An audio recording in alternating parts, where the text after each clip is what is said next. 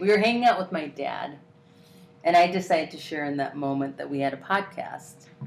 So I asked my dad, do you know what a podcast is? As I often do with my dad. I never know what he knows. To which he says, no.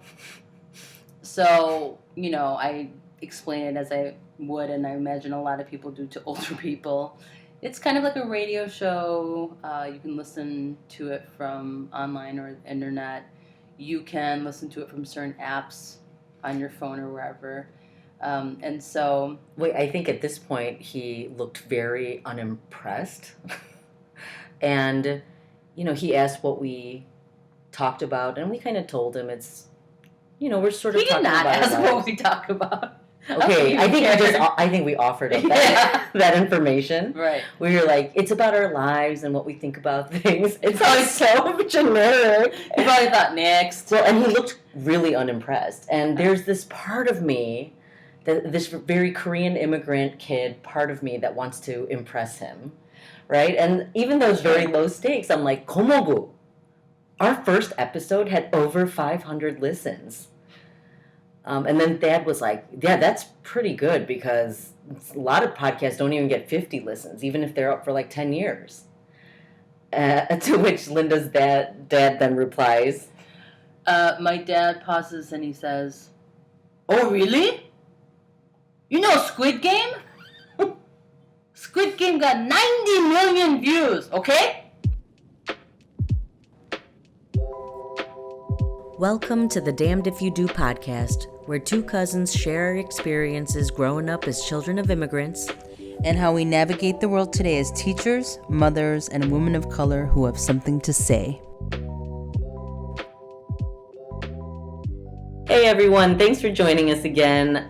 We're happy to be back with you, and the reason why we opened up with that story about my dad is it is a perfect example of all the things that we grew up with from our parents. Well, particularly, me in that example, but Praise can definitely relate to it. And I think a lot of people can relate to it, especially children of immigrants. And so we wanted to spend this episode thinking and characterizing what it means to live our own best lives. And we're calling this one Embracing Mediocrity, the importance of it and what that can look like. I think this idea of embracing mediocrity started because we kept joking around about how the greatest dreams that we will have for our children is that they are mediocre. I think we've passed some version of that joke around to each other many times over the last at least 5 years because our oldest kids are 5. Mm-hmm. But it's a direct response from how we grew up, right? Mm-hmm. So like we each had one parent who was insisting consistently that we are not mediocre, like that we do not become mediocre people, mediocre students, mediocre whatever. Mm-hmm. And it really shaped the way that I tried to think about my life as a kid, but also now as an adult. I think in my life, my dad is pretty mediocre. He's happy. No offense, Dad, but you mediocre. Yeah, but he is happy. He's the nice one, like he's the goofy one. He's the one the kids at church used to line up, to have him like wrestle with them or whatever he was doing. Like he was just goofy and fun. But it's my mom. It's my mom who is always pushing me. She just wanted excellence for herself, and she never was able to fully attain it. Projection. Total projection. And then she thought that I was really smart from a very young age. She prayed to the Lord up high that her daughter would be really smart, really articulate. Yeah. It all happened. But she had really high expectations for me in terms of school, schooling, everything. While I remember my youth going to school and being completely confused about directions all the time. Oh. Because I was a second language learner, basically, right? I was born in the States, but I only spoke Korean up till I entered kindergarten. I didn't even do preschool. So I basically learned English my first year of school. And despite that, my mom was like insisting, why aren't you number one all the time? Or like, why didn't you? I remember in first grade, we were taking 100 problem math tests. And it's like simple addition math test. And because, of course, my mom made me apply and get into a lottery, like, like a classical school. And I didn't finish the math test. Like the bell, the timer went off and I had a whole row of math problems left. And I started crying. I was like so anxious. I remember I was like 6 years, it's one of my earliest memories. And I started crying and the first grade teacher made us switch papers to grade. How come that teacher didn't even grade that shit? Like she was like, switch papers with the 6-year-old next to you. But wait, it's something that brought you tears, and it. Oh my gosh! It's like, yeah, I'm not grading that. And then I switched papers with this girl Sophia. I'll never forget her because she saw me silently weep. Like wiping away tears with the back of my hand or whatever, and she answered the question because. If you think about it, the last row of 10, if I didn't get any of those, and if I didn't get on any of the other ones, I got a B on that test. Which is an F. Which is an F, right? It's the Korean F. So it's the Korean beating. Like, I was going to get beat for that. Yeah. So then Sophia was like, filling it in for me because she felt so bad for me. And can I tell you, there's a twist to this story that has nothing to do with mediocrity. My first day of grad school, when I was 25 years old, and like back in 2005, I looked at the girl next to me and I was like, I swear I know her. Was it her? It was fucking Sophia. Like when they did roll. Sophia. It was Sophia. She didn't even remember. I was like, girl, you remember you cheated for me? She's like, I would. She goes, I'm so compassionate. But anyway, that's how intense my mom was at all times. I remember like a school play that I started doing theater because at some point in my life I was like, I'm not good at anything. Like I'm not the best at anything, but I enjoy theater. I really loved watching my first school play, and I was like, I want to try out for this. I'm no good at basketball. I was like riding the bench on every sport. And I tried out for the play and I made it, but I was like a no-name person in the theater department, like walked off the basketball team, got in a play, and I had a small part. But most people were shocked that I got it because there's a hierarchy in the theater department of like, whatever. And so they were shocked that this newcomer got a part. For me, it was like a big deal. It was the first thing I'd ever performed in like that. My mom came, after she was she came in, she was already tired all the time because of her job. But she came and watched me and said, why'd you make me come and watch this? You barely said a word. That was her response. Yep.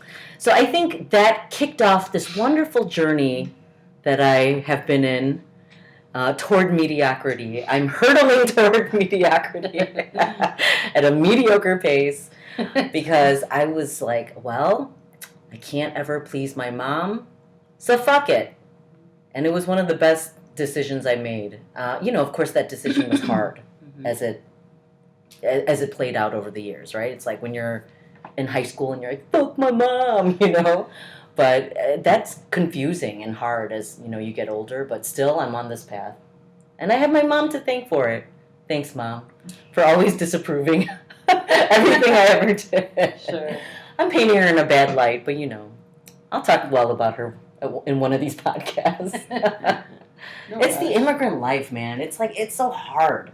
She didn't have the positionality to be like, lead a mediocre life, praise, do whatever. Like, she was like praying that I would be her translator. Yeah. So she just didn't have it to have the privilege to let me be whatever. Right. Which is so true of, right, the actual, like, OGs, first generation, real people who paved the way here, right? I mean, they didn't work 3 jobs and, they weren't born into a life where, siblings possibly died because of true starvation and grew up during a war-torn place where they were occupied and colonized so that we might play violin for 3 years and quit. You know what I'm saying? Like, that wasn't their dream, right? Like, when you have the utmost sacrifice and things that, like we our generation today, we can't even wrap our minds around. We can read it in novels. We can reach Amy Tan, but to like really, those are not our personal lived experiences. We know this life, right? And so I think. Wait, did you play violin 3 years in college? Absolutely. I played 4 instruments, and I have 0 to show for it. Wait, violin, piano, what else? Oboe and drums. You played the You know what's drums? weird? I excelled at oboe. Like, I fucking rocked that shit. Nobody knows. It was a really short stint in my life. I didn't want to brag. Okay? Listen. I was terrible at everything else. Too bad no one encouraged you to keep going with the oboe. Well, you know what? I think they did. And I think I just stopped and I didn't care. But yeah, so it creates a lot of tension, I think, right? Like there's just so much lost in translation, not just language, but also culturally, in so many ways. So when you grow up with people who have like revolutionized and radicalized everything to pave a way for what is to become for us, and then growing up with that is very hard, right? So like all the examples that you shared I totally resonate with them. I'm sure a lot of people do. Mm-hmm. I mean, your mom is my dad, right? Mm-hmm. So my dad, super hard on me. I can't even actually distill a lot of memories because I think there was perhaps a lot of disappointment on his end that were just kind of born into silence. He didn't necessarily even articulate it, but I could always tell, There certainly wasn't the affirmation of effort. There certainly wasn't the, I'm going to show up because you're trying at something, right? I guess one example that's really vivid to me is not when I graduated college, but maybe like 5 years after college. I don't know why my dad and I were talking about it. And, in that moment of the conversation 5 years after I graduated, I'm looking back and I'm thinking, oh, remember that day, you and mom drove down. I went to U of I, like, praise. What a day of like so many things. And I'm like, this is nostalgic for me. And my dad looked at me and he goes, I remember that day too. And I was so disappointed you weren't valedictorian. And I remember him saying that to me. And I was like, I was just speechless. Because like it truly was like a positive memory. One that I actually assumed was positive for them. Like he wanted you to be the valedictorian of U of I. I was like, motherfucker, I'm like nowhere near close. Like, what's happening? And I actually even graduated with honors, but it's just it's insane. Exactly. Do you know, for high school, I literally ran for an office, like a high school office, like one that gives a speech at graduation, because I knew I couldn't be valedictorian, and I did not want to hear my mom criticize me the entire way home or whatever. But it reminded me of that. Because it's so similar, right? It's so ludicrous. So I think like you, I grew up knowing very clearly that I could never, ever, ever live up to my dad's expectations. I think my mom is quite a different story because she had very high expectations and standards for herself.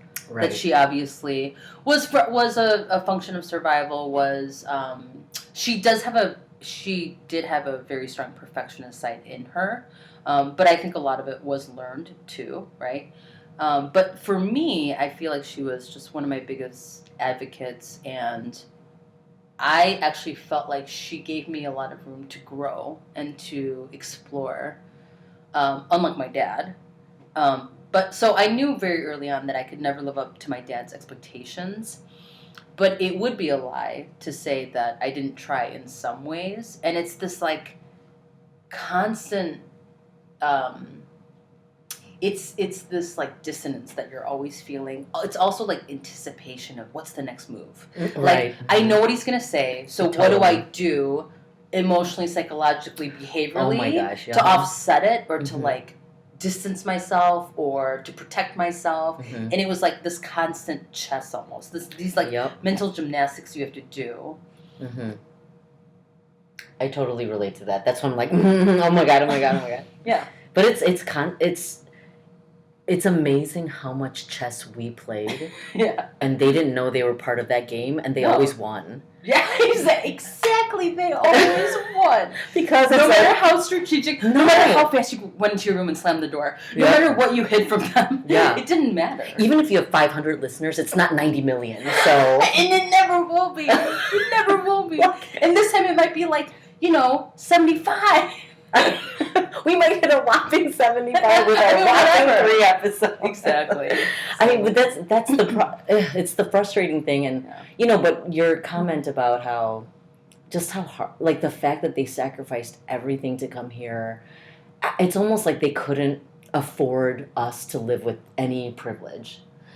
Like, it's not even the fact that their lives were so hard that they needed to use us, for labor purposes, which also happened, but it's a weird, like, they didn't understand when we would seek privilege in some way. I don't know if I'm explaining that well. It's a strange thought for me. Like, even when I cried, my mom would be like, "What are you crying for? 왜 울어? 뭐 잘했다고 울어? Like, what did you do so well that you're crying?" Yeah. It's like this insane, like... Do you mean like the privilege of feelings? Yes. Or like the feeling of like complaining or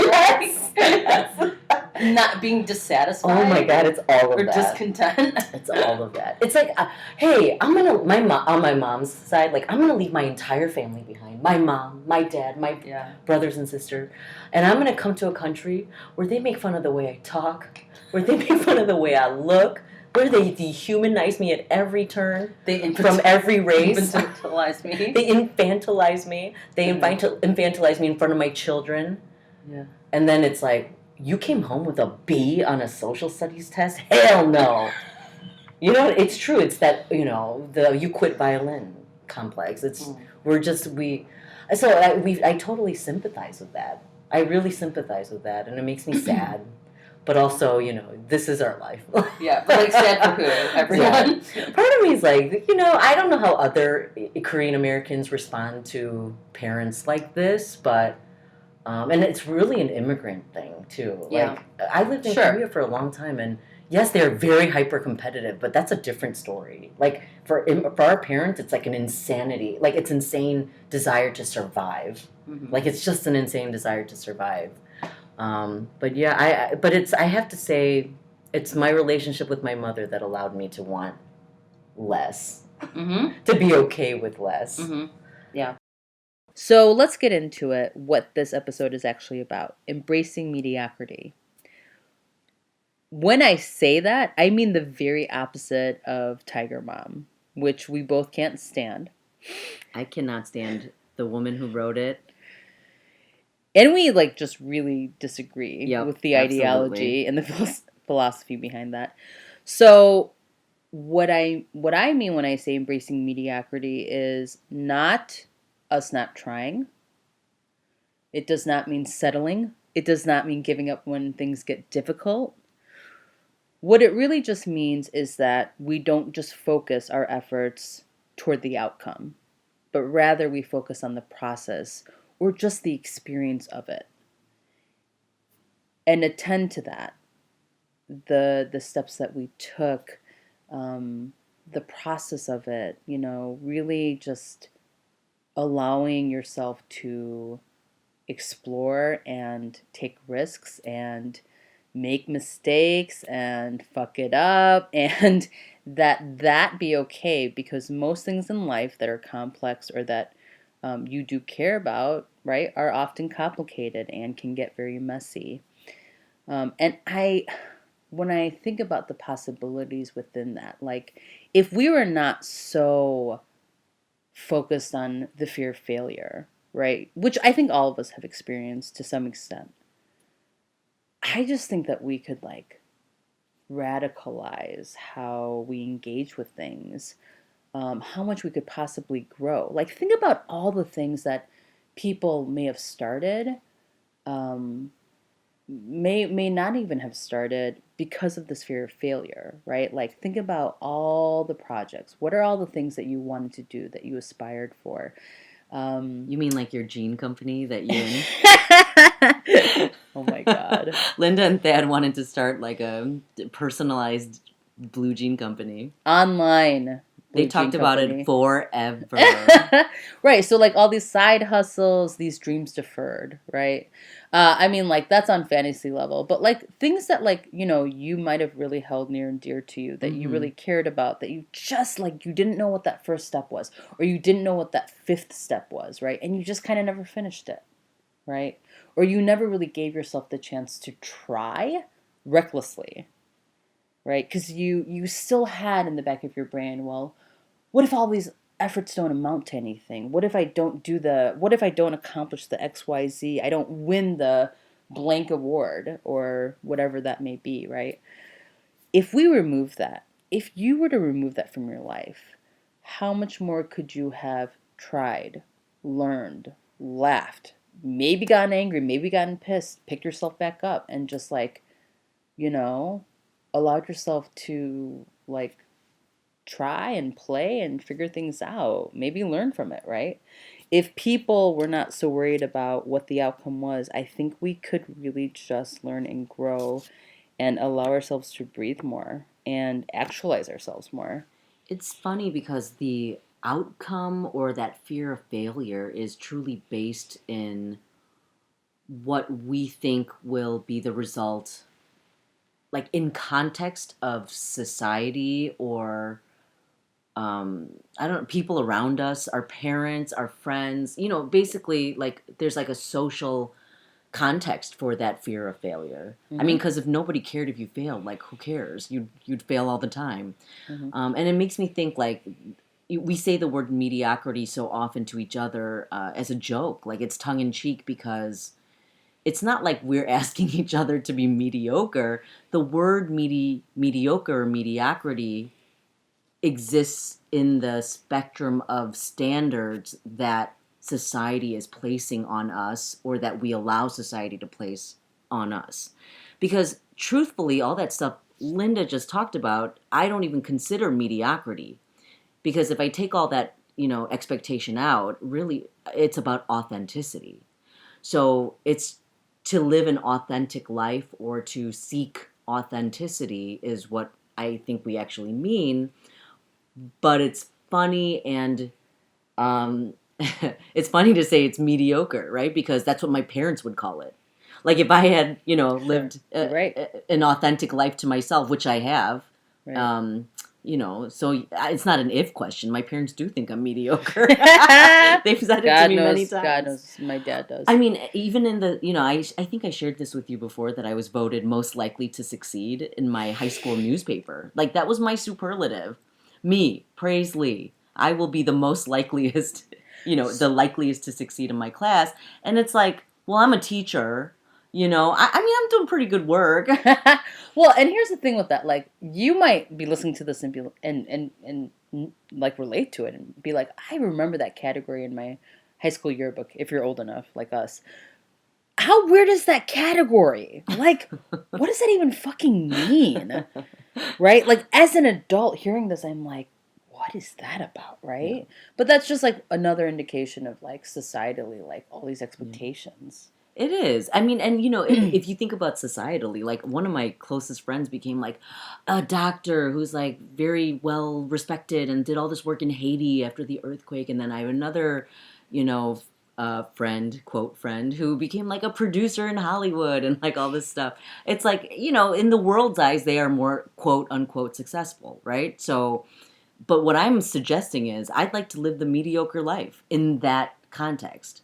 Without that context, I'm just living my authentic life Right. that's true to me. Right.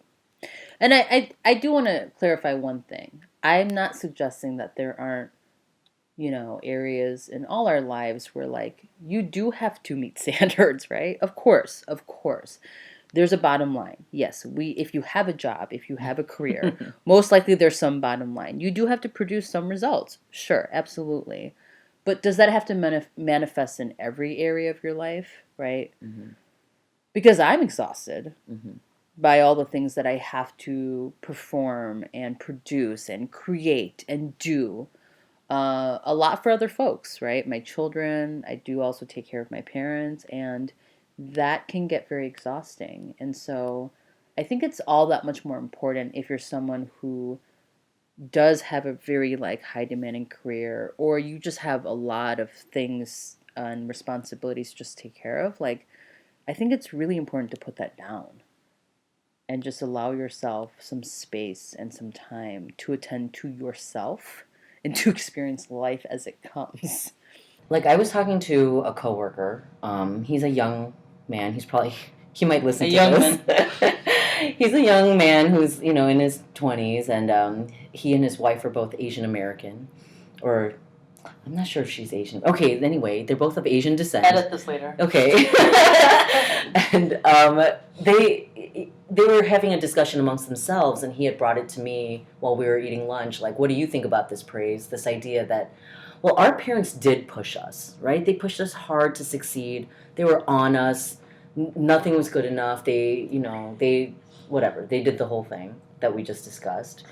And they both were like, well, it seemed to have worked out well for us. I mean, we both did well.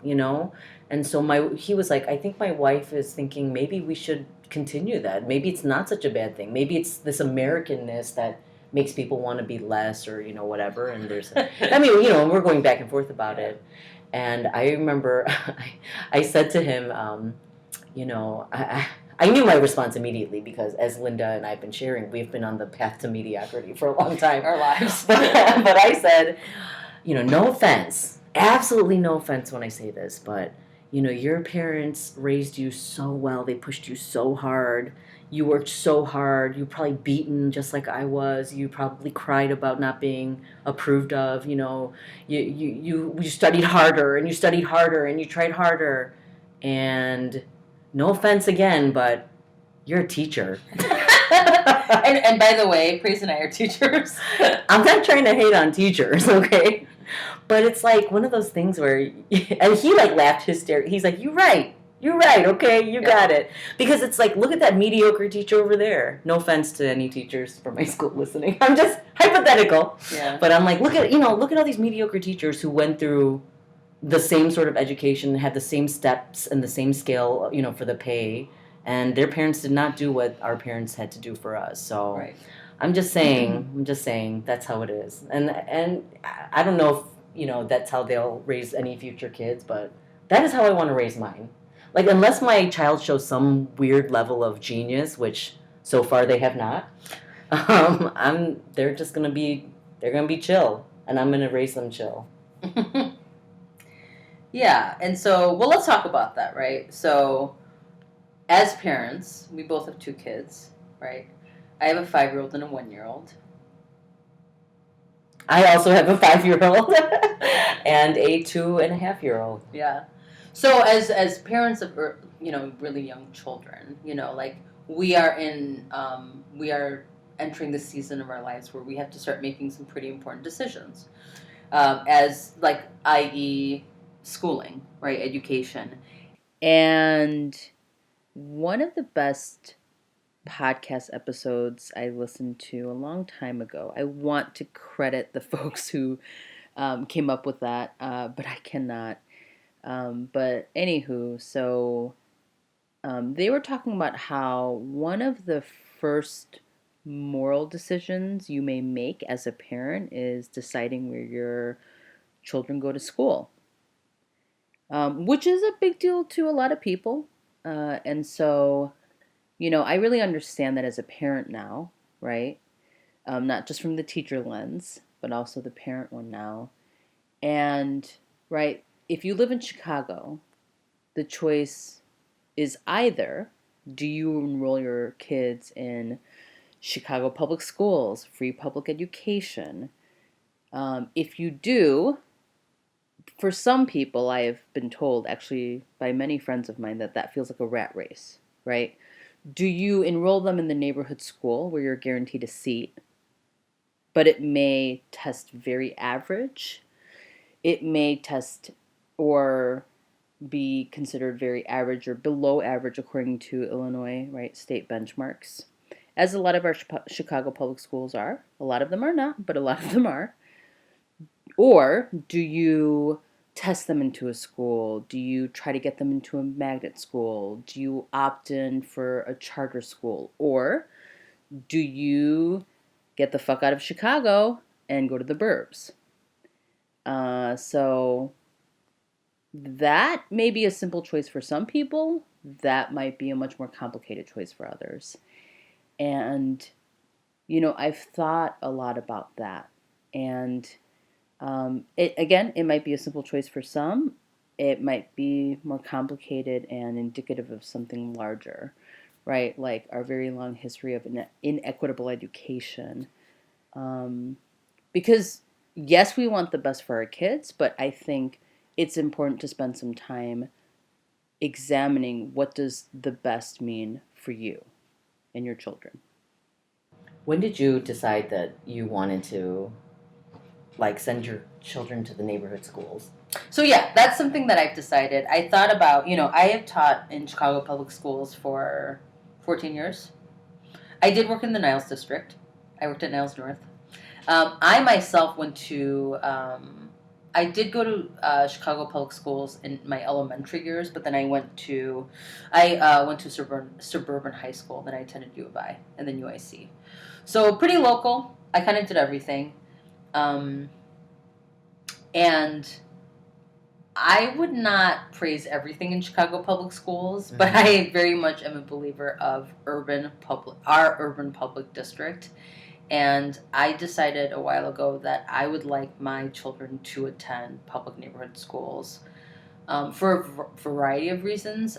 But the largest thing for me is one of the things that I value most is actual cultural diversity. Mm-hmm. And that's race, ethnicity, and class. And I really, truly want it to be as diverse as can be within what we can afford, right? Because that's a real consideration. And a lot of schools in CPS are not that diverse, though they may have people of color, right? So that's kind of actually hard to, right? We're not going to find the perfect school for that, but we want to get as close as possible, and that is primary for us. Testing scores, things like that are very, that's not even on my list actually.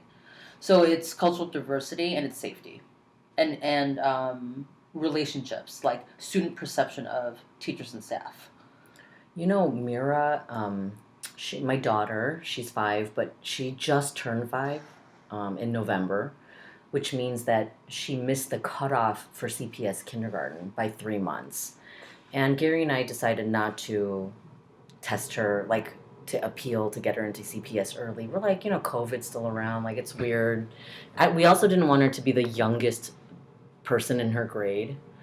We're developmentally, even if she's precocious in some ways, she's not necessarily going to be there with everybody. But today she brought home a picture of pilgrims that she colored. They gave them a picture of a male and female pilgrim to color. Of course they did. At her daycare. And she colored them very white, peach. Of course. And the man had light brown hair. Yep. And the woman had blonde hair. Yep. And she already has internalized what it means to be Eurocentric, right? And I'm I don't even know if they talked about pilgrims, to be honest. Was it part of the curriculum that week? They probably told us in the newsletter, but mediocre mom did not read it. So but I thought it's going to be such a shock when she moves from this daycare, which is also in the neighborhood. It just so happens to be on the west side of our neighborhood. When she goes to the east side of our neighborhood in the neighborhood school, it's going to be so intensely diverse, and I'm just curious how she's going to react to the difference of it. But that's important for me. I want her to be around different people. I also don't want to send her to a school where there are no other Asian people.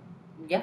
I think that out of all my grown-up Asian American friends, the people who have the most struggles in terms of their Asian American identities or Korean American identities, or those who grew up predominantly in white spaces or in spaces where they were like one or the minority. And, I listen to their struggles and I'm like, oh my God, I grew up in Albany Park Mm-hmm. and in Skokie, Mm-hmm. where my high school was like, at the time, it's even more now, but it was 45% Asian. The homecoming queen, the prom queen, the class presidents, the class valedictorian, everybody was Asian. So to me, it was like I still have issues, right? Racial issues that come with growing up in the United States, but it's not as intense as those who don't grow up with diversity. So for me too, I think that's one of the biggest reasons that I want Mira to be, and both my kids to be in neighborhood schools. The problem with us is we're actually debating what it means for her to, it's the age thing. Right. So it's like, Sure. Will she be bored repeating kindergarten? Do we need to send her to a more rigorous program somewhere? Will the neighborhood school be rigorous enough? So we're going to kind of check that out because we really want to send her to. Also, it's across the street. Like, it's kind of nice to have a neighborhood school that's across the street and the kids are like in the neighborhood. Mm-hmm. She could be like, I'm going to go to someone's house. Where do they live? 2 doors down. Great, go. Yeah. Or it's like, if I don't have to drive you, that's like my number one goal in life. Right. So I definitely want to acknowledge that education is very important. And, well, Praise, you put it well earlier when you said it's the X factor. It can open doors, especially for folks who don't have a lot of resources or who grew up in poverty. I mean, if you have no generational wealth, if you have no ties to wealth in any way, it truly is it's not the great equalizer, as people have said, because it clearly in history of education, we don't see it doesn't equalize. No. But it is the only X factor. If you are a good student in the right way and can play the system that education presents to you, then if all of those factors align, it could be the X factor that kicks you out of either poverty or whatever into the middle class or whatever. Right, exactly. So, right, I agree. It's definitely not the great equalizer because it hasn't equalized and education itself isn't equitably distributed or given. But it is important, and I definitely want to acknowledge that. And I actually want to also clarify that, for our parents, for folks who grew up in poverty and or who live in under-resourced neighborhoods, they may not want to opt into their neighborhood school because for safety issues, for any number of issues, and I would 100% respect that. I'm speaking to folks who have the privilege of having fairly good neighborhood schools, who have choice already to begin with. Even if it's a newfound privilege. Like, it's very strange for me to call myself privileged because my brother and I talk about this all the time. We didn't grow up feeling privileged in any sense of the word. It was an insane life with my parents. Even if we eked our way into Skokie living, which is very middle class, lower middle class maybe, but like my parents lived as if it were like war-torn 1950s Korea. Like my parents put pots of food in the backseat of the car. We hung up clotheslines and dried our clothes outside. I remember that. I totally remember that. Even though we had a working dryer. The oven was used as a dish rack. The dishwasher was used as a dish rack. I once asked my mom if we could use the dishwasher when we had about 45 people over for New Year's Day, and she said no. And I ended up hand washing every single thing. With pink gloves on. Yeah. The Korean gloves are amazing. I mean, my brother has, I used to probably beat up and yell at my brother a lot. He does not remember all of that. What he remembers is me talking to my parents and saying, Amos is going to high school now. You need to give me $100. I'm going to buy him clothes. And then we got on a bus. Of course. And we went to Marshall's. And I literally bought him a few pair of jeans and T-shirts that were not, I don't know, from Tom Gal. Which is A woman's clothing store my dad used to own. My brother wore. Do you remember in the '90s there were those shirts with the Looney Tunes on the front, and they were what like, do you mean? I rock them all the time. They were like hip hop Looney Tunes, and then on the back it's like the back of their bodies.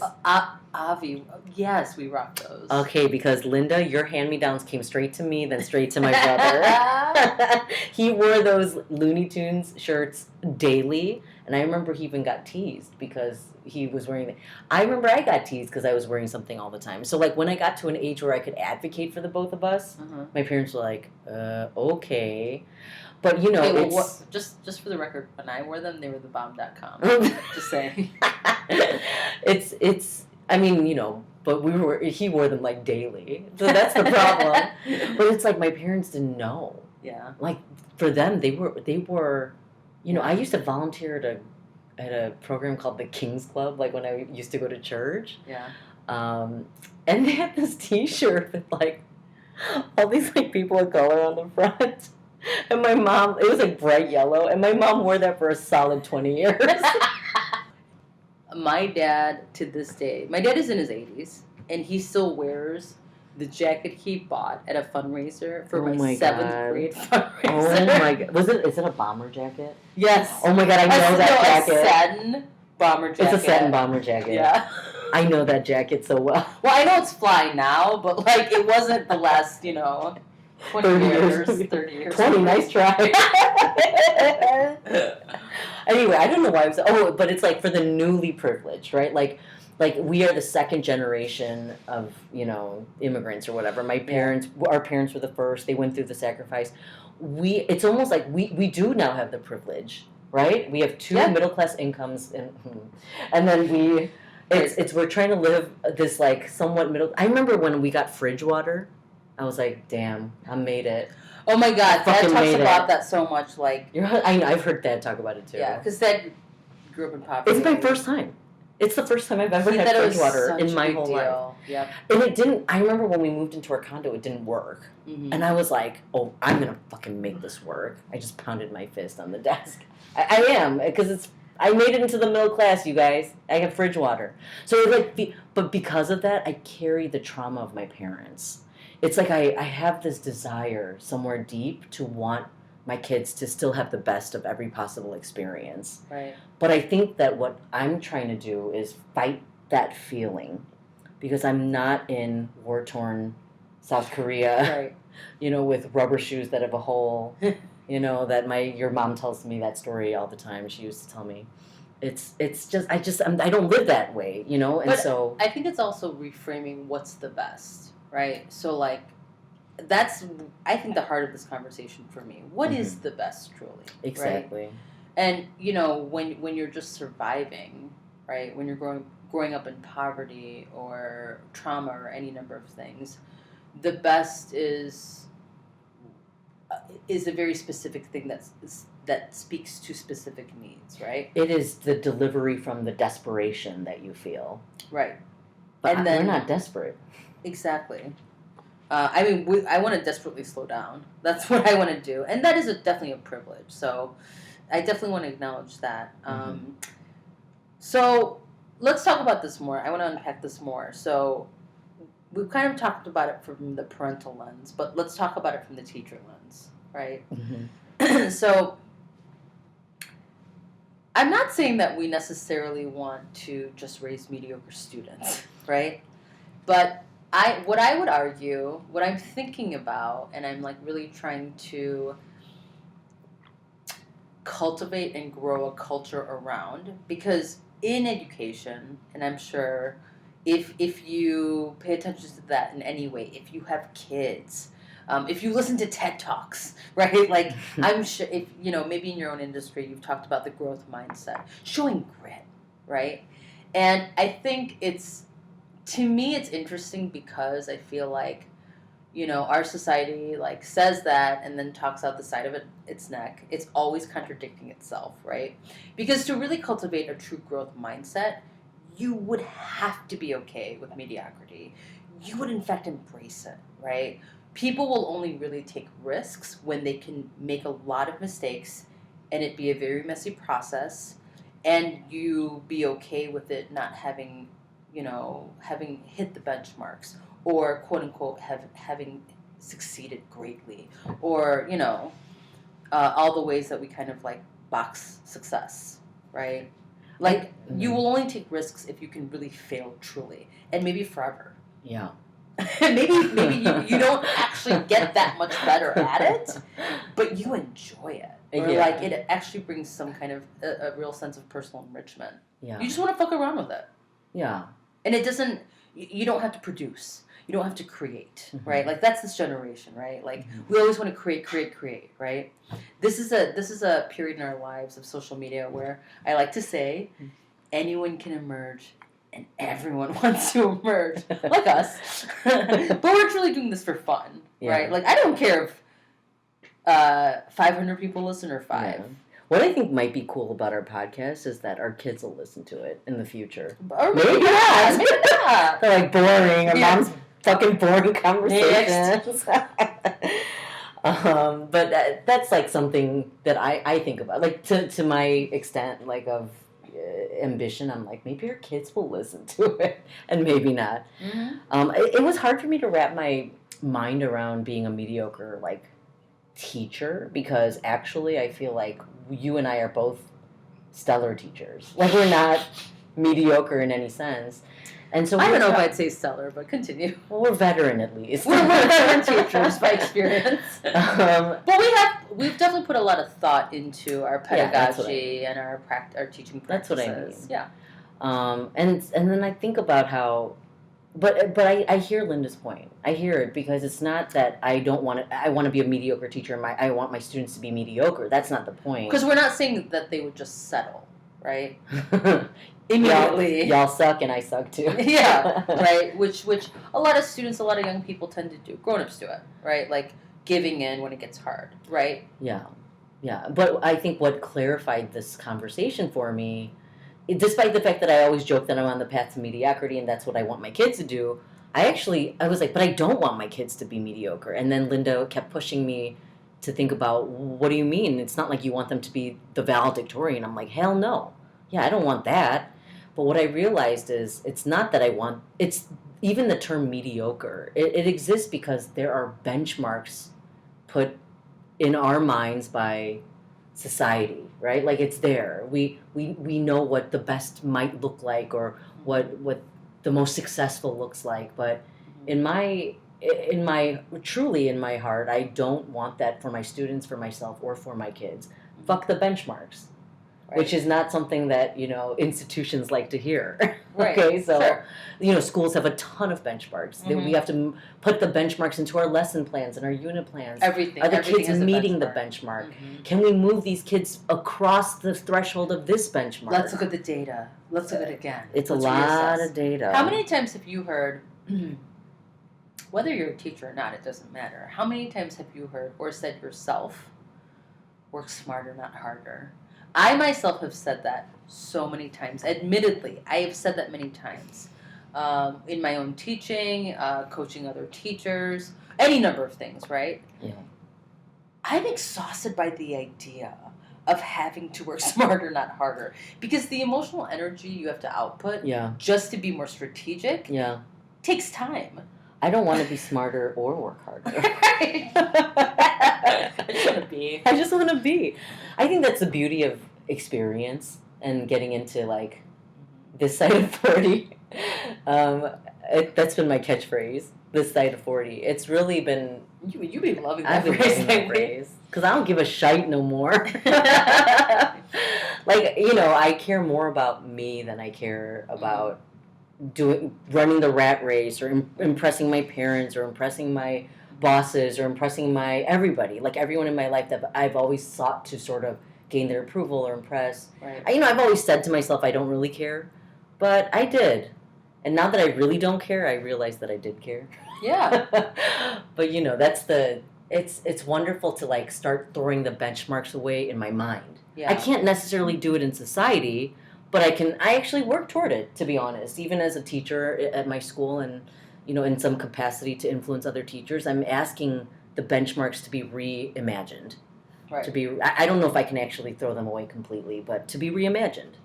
and to settle for students and what they can achieve and what they know already and all the wonderful things that students bring into the classroom, instead of like, here's what you need to know, you're not reaching this benchmark, we got to move you across this benchmark, but seeking to connect with what they already know and all the richness of their knowledge and experience. So I mean, it's not easy, but it's a slow push. Yeah. I mean, I think with teaching, like, we're obviously not here for the money or immediate fruits of our labor, right? Like, I know. If there's a student out there, though, can you send me an email? Yeah, I'd love to hear something. Let's get a shout out, okay? Give us something. Yeah. I'll still take another mug. I'll take that Starbucks gift card. I'll take a mug. Give it to me. But yeah, I mean, I think it's so. The reach of this is so deep, right? So I would be lying if I said I can ignore all the benchmarks, and I do to this day. No, I don't. It's unlearning and it's unpacking and unlearning all this stuff, right? And reframing things, right? Because I'm not suggesting that we shouldn't try our hardest or do our best. I'm just asking us to perhaps reframe what the best is, and that it doesn't have to specifically align or fit into what has been prescribed for many years that is so indelible in our minds, we're not even conscious of them anymore, right? Like I was talking about it with Praise about how, like, as a teacher, you're often, of course, giving feedback, anything from grading to just like discussions and dialogue in class. And I think, we are very quick to either affirm or criticize, right? I mean, instinctively, what feels instinctive is learned, I should say. And so, like, we're very quick to say, wow, that was really insightful. You're so good at that. You're so good at that. Or that's wrong, right? And some years back, I had to, actually, and this is pretty granular, but I, really looked at the language that I was using as a teacher, right? And really neutralizing it in some ways, but also really focusing my affirmation of effort, right? If you want to really do growth mindset, you acknowledge effort. You don't acknowledge what skills they might have walked in with or what naturally comes to them, what they already have aptitude in. That goes against the whole point of growth mindset, right? We don't applaud what comes easy. We applaud when they persevere in spite of difficulties, right? Right? It's as simple as the analogy of courage, right? We're courageous when we do it when we're scared. That's the point, right? And the fear really is you don't know where you're going to land. Yeah. That's the fear. Yeah. Right? Because you might fail, and that might be the end of that experience. And that's okay. Because guess what? There's a million billion other experiences. Yeah. And there are many facets to you and the human experience, right? So I think it's that. And so that's what I want to grow. So that's why I say things like, even when someone says something really insightful, sometimes I get excited because as a teacher, you want to see them and hear them. And I want to say, God, that was just so good, Mm-hmm. And here's what I say. Thanks for contributing. I'd love to hear from someone else. And that's hard. That's really hard. And I don't always do it, but I really try. That's really hard to do. I know. It's the push of asking students to remain in the productive struggle. Yes, exactly. We always productive talk struggle. About. Exactly. It's like you can't learn anything until you struggle. If everything comes easy to you, you actually haven't learned it. You're just doing something, right? Like you're just. But if you struggle through it and then it's like anyone who practices music understands this, or anyone who has a craft. Yeah, has a craft. A real craft that they've really had to hone. Exactly. Mm-hmm. And I think even as a young person, I was so scared of the struggle. Yeah. Because then it would mean that I'm not good at something if I couldn't end the struggle with like a big success. Right. Especially because I was scared of what my mom might say or what somebody might say or these teachers that I cared about might say, right? So, but it's now as a teacher and as, somebody who's older, I'm like, but that's where it is. Yeah. And for our students, I think we show them our struggles, and they are like, oh, you're supposed to. Do you know? On Friday before Thanksgiving, or on the Tuesday before Thanksgiving break, my co-teacher and I sat there and we planned our lesson together for like 15 minutes. We had 15 minutes, and I just gave them free time, and or like they were writing a poem to say thank you to somebody, aka free time. But we actually in front of them we were talking about what we're gonna plan, but we got so excited about it that we in front of them were like, we don't know how this is gonna go. We need so and so come here and give us your input. Anybody else, come here and give us your input. Were they surprised by They that? were so surprised Like the by behind it. the scenes stuff. They were like, oh my God, the Wizard of Oz, you know? Yeah. And then they were talking to us like they were experts. Like they're like, well, so when I see this is what I think. And I think that you guys should really focus on this part because that makes me confused. Right. And I was like, oh. But that's I should do wonderful this. because that's such a great indication that let's minimize teacher role and let's actually center our students. Right? And that even we struggle to Yeah. think of the right way to teach somebody, and Right. it might be interesting for them to see that because then they also know that It's the struggle okay. exists. It's okay. And We all everybody know. struggles. Yeah. And you just try. Yeah. That's the whole point. Just try. But this is like, it's a hard push. I mean, Yeah, it is a hard push. we don't, even as teachers who go through the teaching program and then, you know, have a cooperating teacher and all that kind of stuff, you get taught in the ways of the institution. So it took me, I would say it took me like 20 years of teaching to finally get to this point. Right. Absolutely. Because again, you have to unlearn. Yeah. Everything you've Like you learned. spend all these years learning. Exactly. Then you have to unlearn them Yeah. and then learn new ways. Yeah. And then retirement. I've had many student teachers, and I always have every student teacher who says at some point it is inevitable. Why do they like worksheets more than discussion? Why do they listen the most when they take notes, the most boring ass notes? And I said, because I always say, because they're institutionalized, because compliance is quote unquote being a good student, right? And you have to intentionally unlearn that. You have to intentionally disrupt that, right? It's hard. So I think we're almost about done here. We don't plan it this way, but it always ends right around this time. I know, and it's much longer than it should be. I'm going to apologize for that right now. Anyways, I want to leave on this. So we were... No, don't apologize. Listen or not, okay? I don't care. We're not trying to get famous or nothing. We're not rich. It's fucking mediocre. Embrace me. Take it or leave it. Yeah, take it. Hey, you know where the door is. I used to always say that. That was Lynn's catchphrase. You know where the door is. Move it or lose it. That one doesn't fit here, but I just threw it in. I would say, take it or leave it. You know where the door is. Okay, so the last thing we want to end with, well, what were you thinking? So I kind of wanted to end, I wanted to end with things that help me embrace mediocrity, things that help me, just like in daily simple life, I should say the complex minutia of life, how do I choose my own standards or benchmarks? Because I'm not saying that they don't exist at all. I'm saying that we don't accept what society always gives us, right? Like, how do I feel like I am achieving some sense of fulfillment, right? That isn't attached to what superficially we consider to be successful necessarily. And I was thinking about like just slow living. You know, there's a whole culture going around it. Some friends have reminded me that it can be considered cottagecore, slow TV, slow living, and it's just growing. I think like exponentially at a very fast rate. Yeah. And you put it well. You said it was just like kind of a. It feels like a generational response to the rat race that has been the boomers, then Gen X, then the millennials. Like. What were we saying? Like the boomers. The boomers were really trying to fastidiously climb the rungs very slowly into safe careers if they could find them. Right. Willy Loman-esque safe careers. Yeah.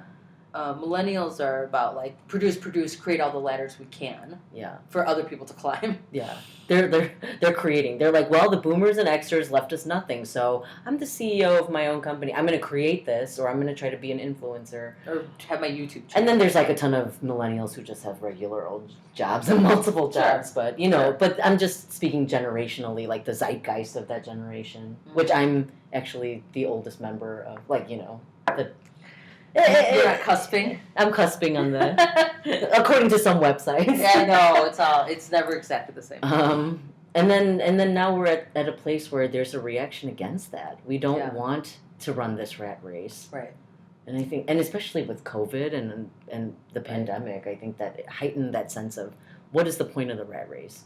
Right. Why do we do this? Exactly. So let's embrace mediocrity, aka being more present to yourself, whatever that means, and feeling your own sense of success, carving that out for yourself. And so, well, I watched 2 YouTube channels, speaking of YouTube, that are specifically for slow living. Made by millennials. Exactly. God bless them. God bless them. We lived our lives off the backs of our parents. Yeah. I'm also coasting off the millennials. That's right. And so, yeah, I think that's such a good way for me to slow down the day. I have a very specific nighttime ritual. I watch my channel, and then I listen to my sounds. I've always been historically a terrible sleeper until now, actually, since I started this nighttime routine. Whoa. And I listen to sounds, and it's like I was describing it earlier, where it's like a very specific, nuanced thing. It's essentially a fire next to water, but it's called something like,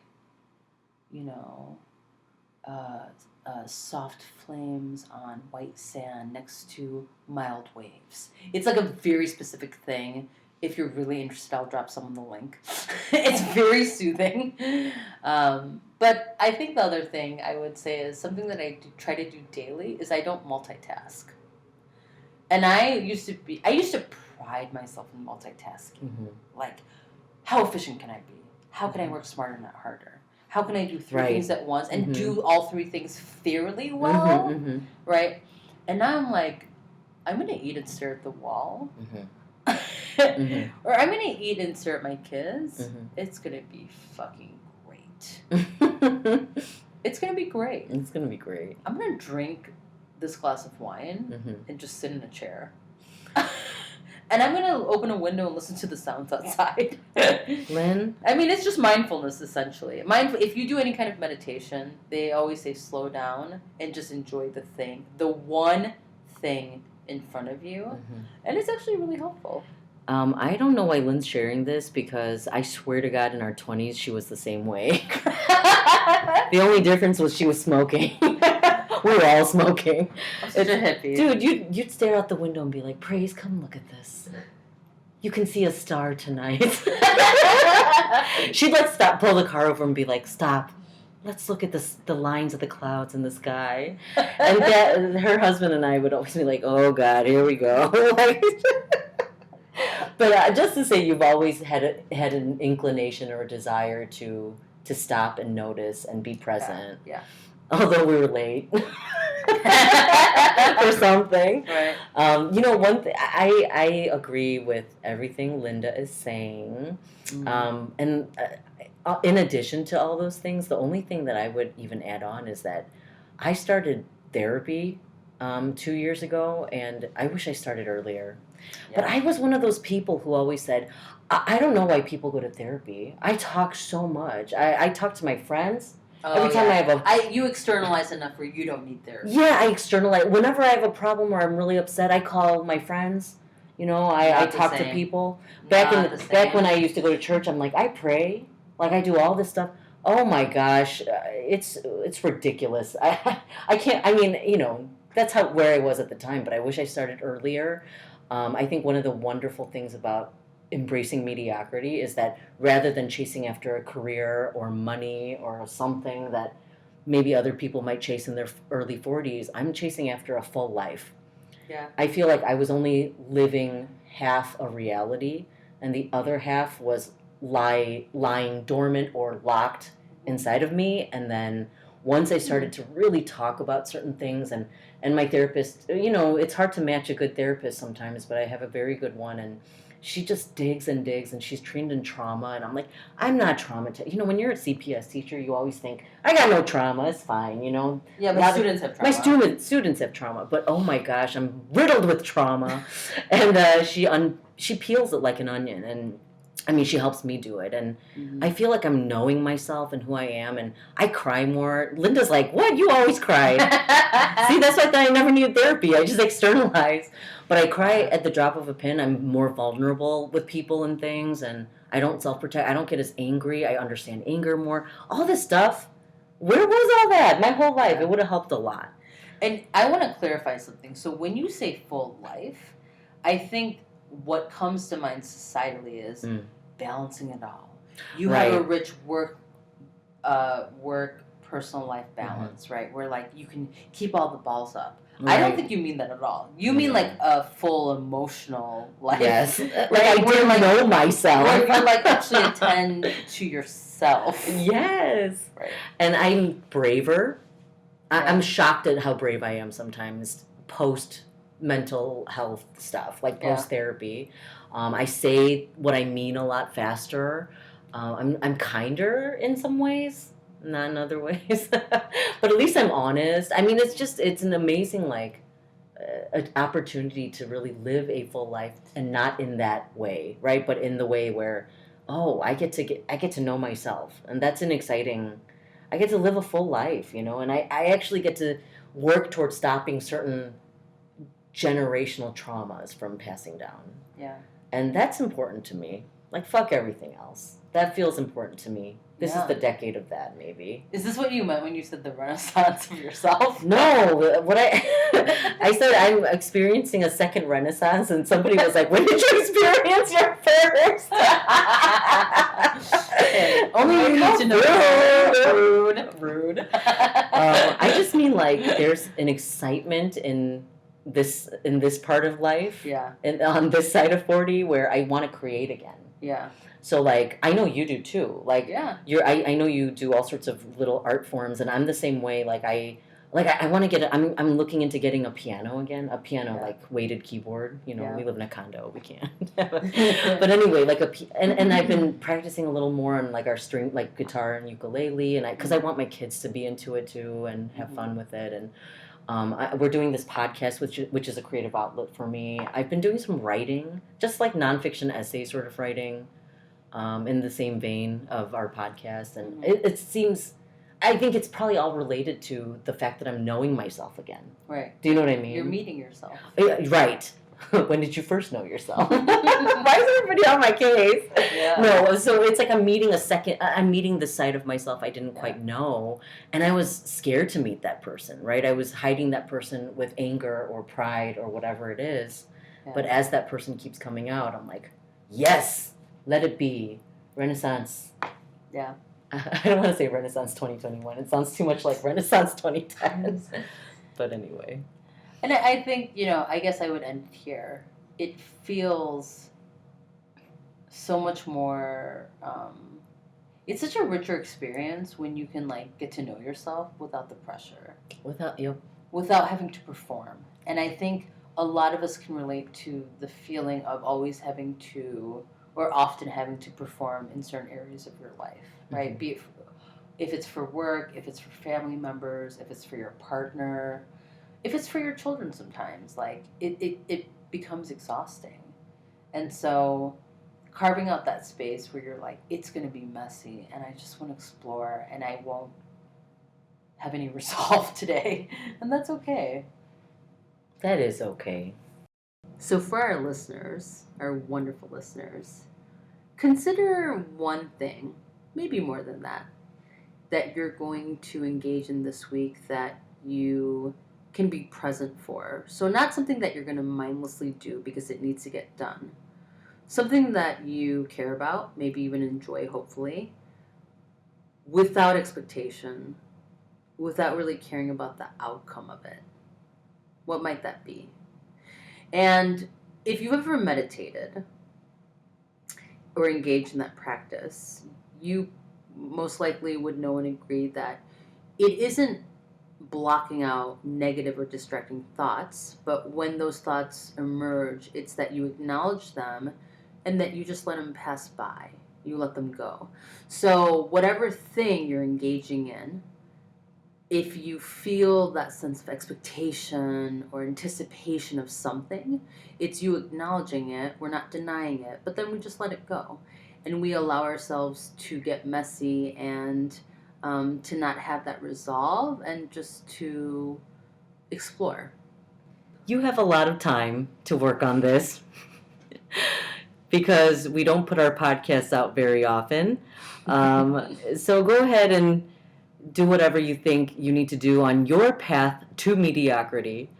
And it would be really cool if you could write us what you actually did or tried or thought, whatever it is, at damnedifyoudopodcast@gmail.com. It would be awesome to hear from you and connect with you in this way. Thanks again for listening.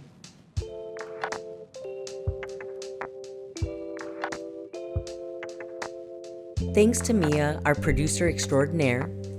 And to Clark for this awesome music we got for free, $99. You can find us on YouTube, Apple, Spotify, or wherever. You can also email us at damnedifyoudopodcast@gmail.com. It's a mouthful, but you're worth it.